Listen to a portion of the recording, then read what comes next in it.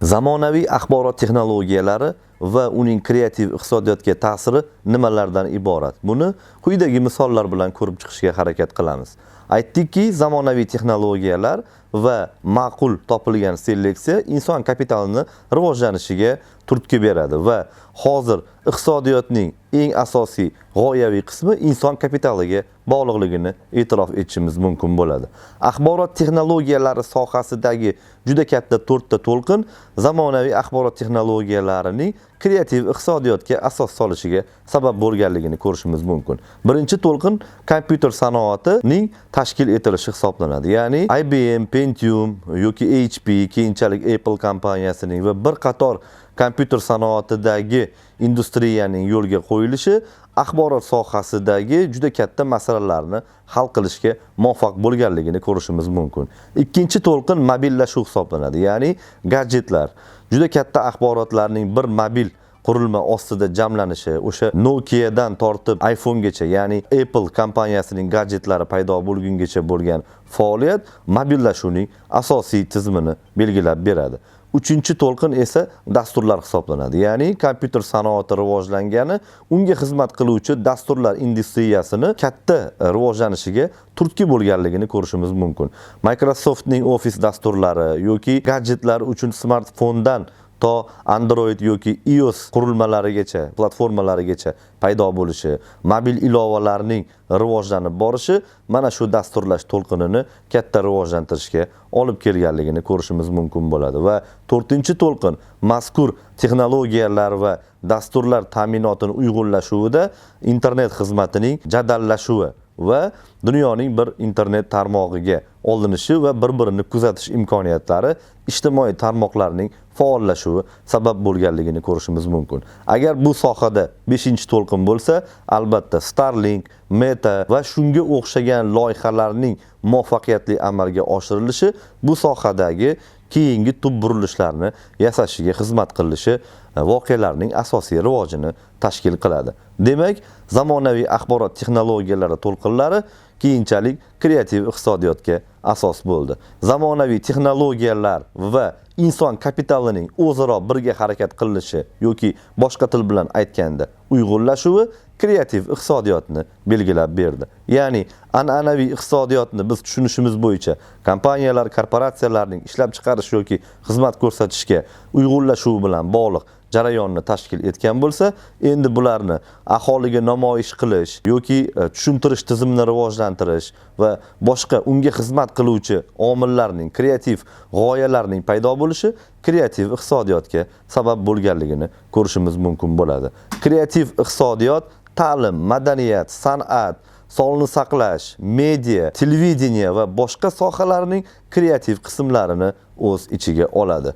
Misol sifatida aytganimizda, bir tovarning ishlab chiqarilishi va bozorgacha chiqarilishi an'anaviy iqtisodiyotni tashkil qilgan bo'lsa, bozorga chiqarishdagi xizmat ko'rsatish, kreativlik, dizayn bu mahsulotni dunyo bo'ylab tarqalishi uchun qo'shimcha axborotlarning sizdirilishi va insoniyatga kreativ tovar sifatida ko'rsatishga bo'lgan intilish qobiliyatlarning yig'indisi kreativ iqtisodiyotni tashkil qilar edi. Xususan, Rossiya Dumasi qaror qabul qilganligi, ya'ni kreativ iqtisodiyotni rivojlantirish uchun alohida qaror qabul qilib, konsepsiya ishlab chiqayotganligini yoki Amerika Qo'shma Shtatlarining asosan iqtisodiyotini kreativlikka qurilayotganligi va 21-asrning birinchi choragi davomida kreativ iqtisodiyotning roli o'sganligini ko'rishimiz mumkin. Amerika Qo'shma Shtatlaridagi Los Angeles, New York, Silikon vodiysi yoki Gollivud markazlari dunyoning kreativ iqtisodiyot markazlari hisoblanadi. Xususan, Gollivud kino industriyasida, demak, xizmat ko'rsatish, kinolarning paydo bo'lishi, bunga qaratilgan industriya an'anaviy iqtisodiyotni tashkil qilsa, bu industriyaning kreativlashuvi, ya'ni ssenaristlarning, demak, roli, qobiliyatlarning yig'indisi, kinoni dunyo bo'ylab tarqatish uchun qilinayotgan kreativ g'oyalar va katta ishlar iqtisodiyotning kreativlashuviga olib keladi va bu qismi kreativ iqtisodiyot bo'ladi. Ya'ni an'anaviy kino xarajatlari ya'ni tannarxi bizni iqtisodiyotni tashkil qilsa, uning reklama orqali, boshqa axborotlar orqali ommabopligini ta'minlash, dunyo bozoriga chiqarish uchun standartlashtirish va bu sohaning insonlar uchun eng qiziq sohaligiga ishontirish yo'lidagi barcha ishlar va kino tannarxidan 10 yoki 20 barobar oshgan qismi demak kreativ iqtisodiyotdan kelgan qismi hisoblanadi. Va kreativ iqtisodiyot inson kapitalining uyg'unlashuvi sifatida jahon iqtisodiyotining katta bo'laklaridan biri hisoblanadi.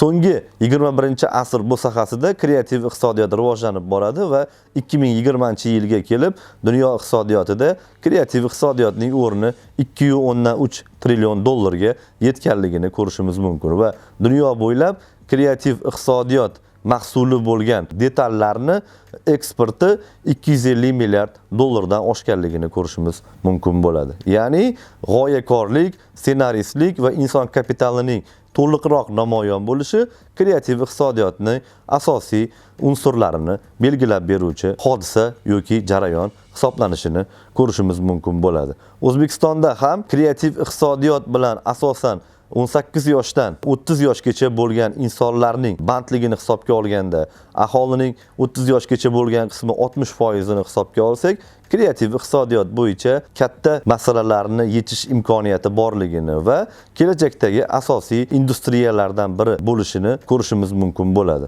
O'zbekistonda kreativ iqtisodiyotga asoslangan detallar asosida 9000 dan ziyod korxonalar mavjudligi va 80 mingdan ortiq bularda ishchi ishlayotganligi kreativ iqtisodiyotning detallari O'zbekistonda ham rivojlanib borayotganligini ko'rishimiz mumkin bo'ladi. 2021-yilda Qozog'iston kreativ iqtisodiyot bo'yicha 2021-2025-yillar davomidagi o'z dasturini va konsepsiyasini e'lon qildi va asosan Markaziy Osiyo mamlakatlari va Janubiy Sharqiy Osiyo mamlakatlari bilan savdo iqtisodiy aloqalarini o'rnatganda kreativ iqtisodiyot modellaridan foydalanish, kreativ iqtisodiyot tovarlarini dunyo bozoriga chiqarish bo'yicha asosiy qonunlarni, asosan madaniyat, media, turizm, sport sohalaridagi kreativ iqtisodiyotga asoslangan industriyani aytishimiz mumkin bo'ladi.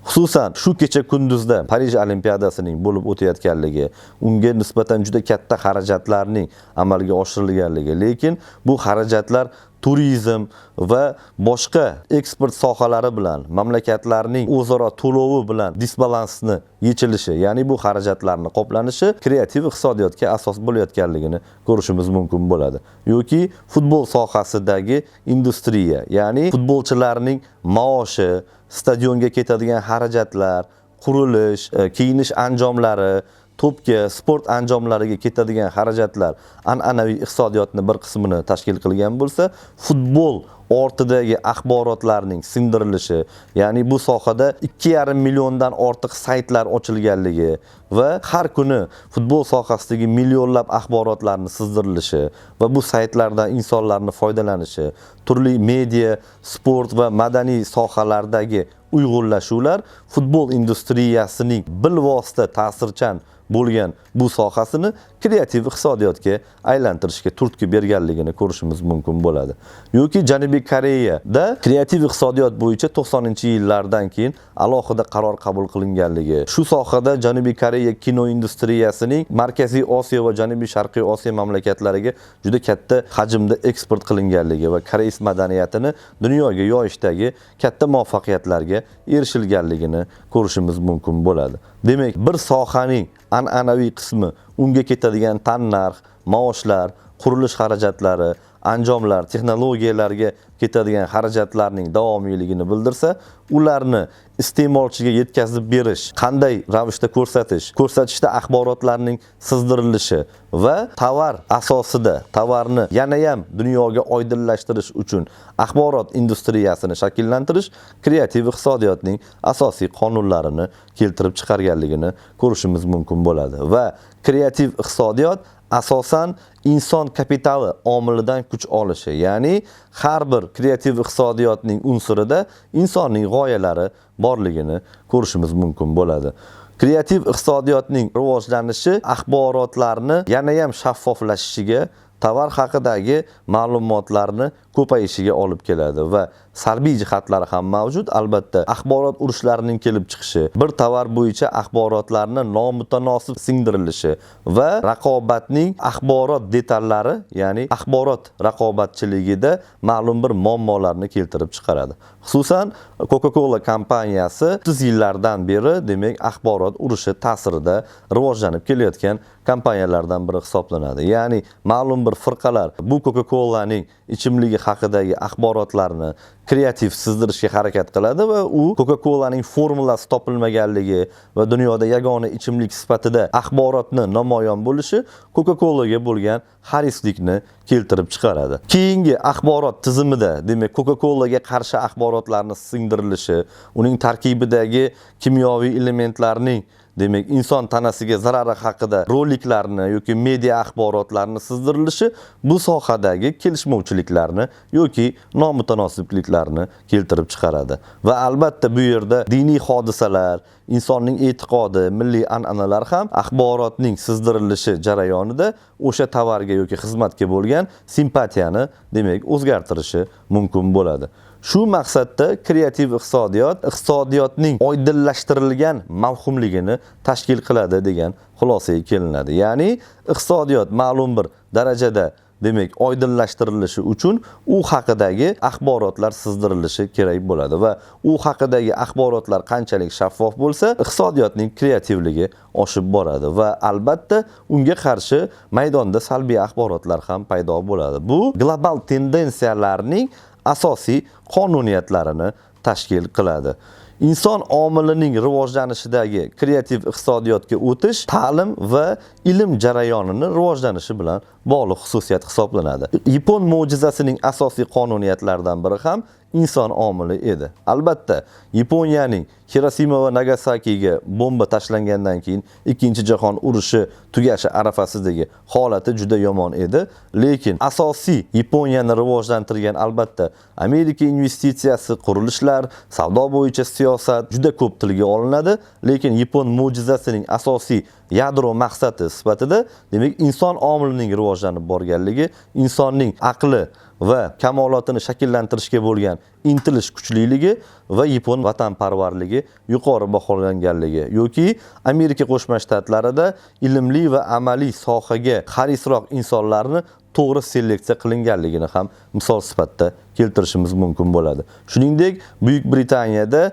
2 milliondan ortiq inson kreativ iqtisodiyot bilan bandligi. Bu yerda IT texnologiyalarini oladigan bo'lsak, frilanserlik xizmatlari yoki media dasturidagi xizmatlar, IT texnologiyalari juda katta o'rinni egallaydi va Britaniya aholisining har 20-chisidan biri kreativ iqtisodiyotda ekanligi va o'z ta'sirini ko'rsatayotganligini ko'rishimiz mumkin bo'ladi. Tadqiqotlarga ko'ra, 2050-yilga kelib kreativ iqtisodiyotning ulushi dunyo yalpi ichki mahsulotining 20% dan oshib ketadi. Ya'ni an'anaviy iqtisodiyotning tannarxini belgilab beriladigan asosiy tanasini shakllantirib bersa, uni kiyintiradigan, ya'ni dunyo bozoriga olib chiqadigan va dunyo aholisiga eng qiziqarli tovar yoki xizmat sifatida ko'rsatiladigan industriya kreativ iqtisodiyotni tashkil qiladi.